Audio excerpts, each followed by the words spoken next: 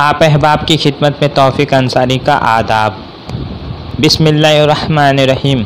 अल्लाह के नाम से शुरू करता हूँ जो बड़ा मेहरबान और नहायत रहम वाला है।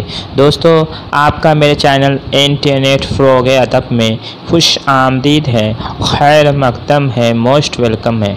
आज मैं आपकी खिदमत में internet JRF Urdu paper 2 Urdu शुअरा व अदबा के मुतालिक अहम सवालात, नए तरीके के सवालात व जवाबात लेकर हाजिर हुआ हूँ पार्ट 2।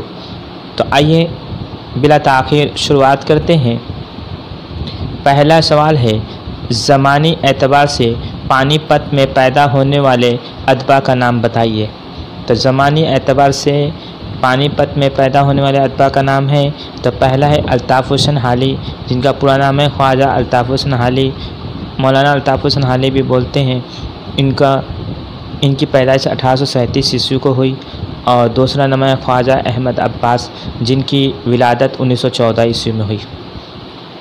आपको जहन में रखना है, ज़मानी एतबार से पानीपत में पैदा होने वाले अदबा का नाम है तो अल्ताफ़ हुसैन हाली है 1837 ईस्वी में, और ख्वाजा अहमद अब्बास है 1914 ईस्वी में।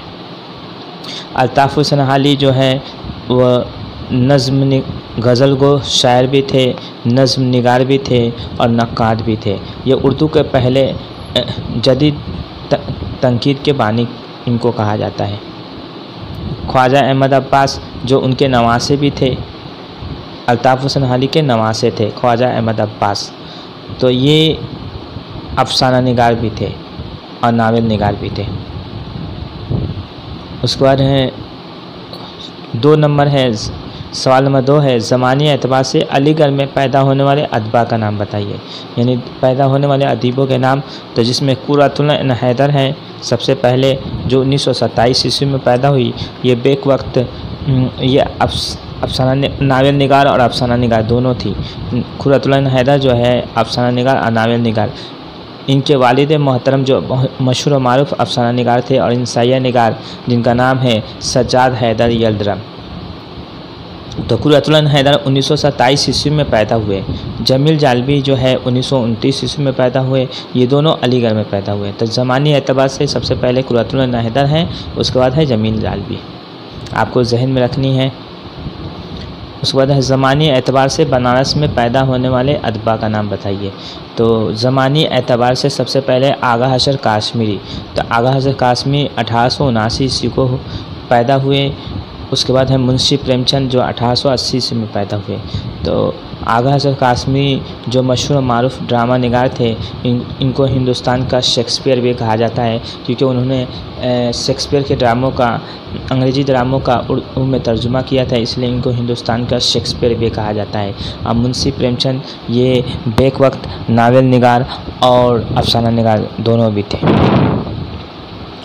उसके बाद है सवाल नंबर 4 है, ज़मानी एतबार से लायलपुर पाकिस्तान में पैदा होने वाले अदबा का नाम बताइए। तो ज़मानी एतबार से लायलपुर पाकिस्तान में पैदा होने वाले अदबा का नाम बताइए। तो सबसे पहले है कन्हैया लाल कपूर जो 1910 ईस्वी में पैदा हुए। उसके बाद है सुरेंद्र प्रकाश, ये 1930 ईस्वी में पैदा हुए। कन्हैया लाल कपूर जो मिजाह तंज़ो मिजाह निगार थे और सुरेंद्र प्रकाश ये अफसाना निगार थे।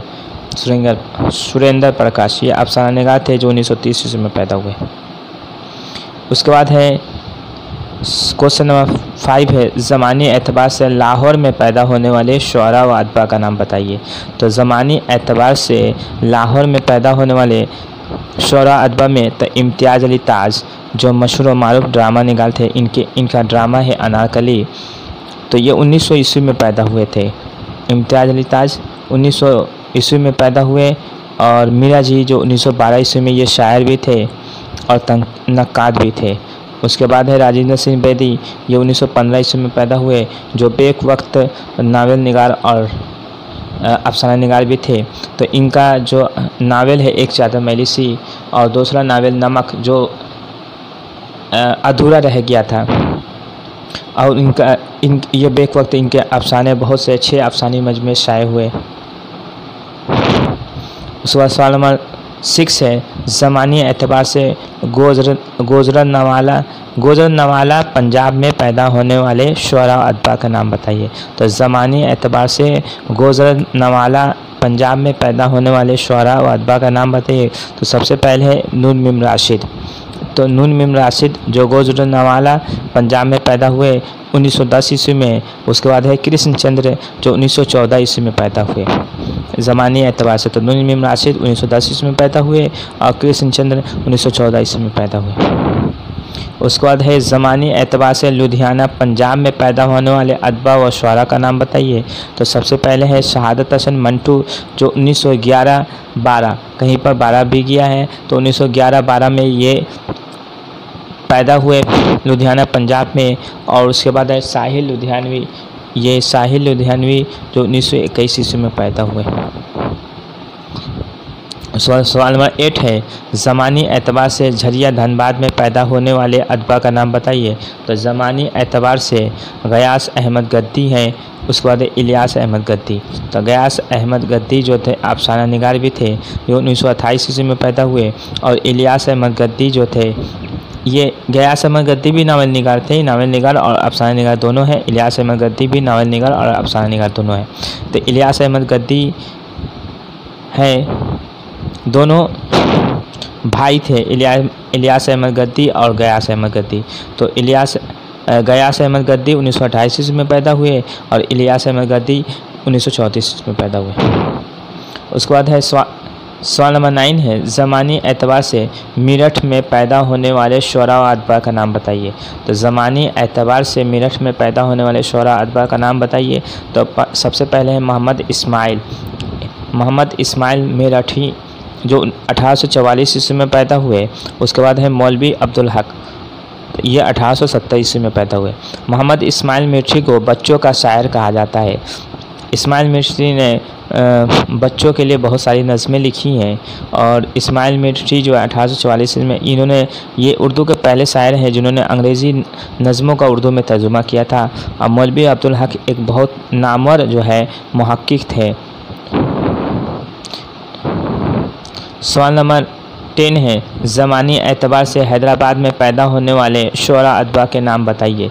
तो ज़मानी एतबार से शुअरा अदबा का नाम तो सबसे पहले है मोईउद्दीन कादरी ज़ोर। मोईउद्दीन कादरी ज़ोर थे, ये मुहक्किक थे, ये 1905 ईस्वी में पैदा हुए। 2 नंबर है मखदूम मोईउद्दीन 1908 ईस्वी में पैदा हुए, ये नज़्म निगार थे। मखदूम मोईउद्दीन, इनके 3 शेरी मजमूए शाये हुए।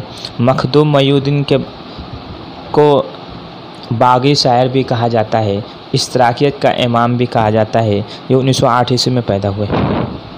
मोईउद्दीन कादरी ज़ोर ये मुहक्किक थे जो 1905 ईस्वी में पैदा हुए।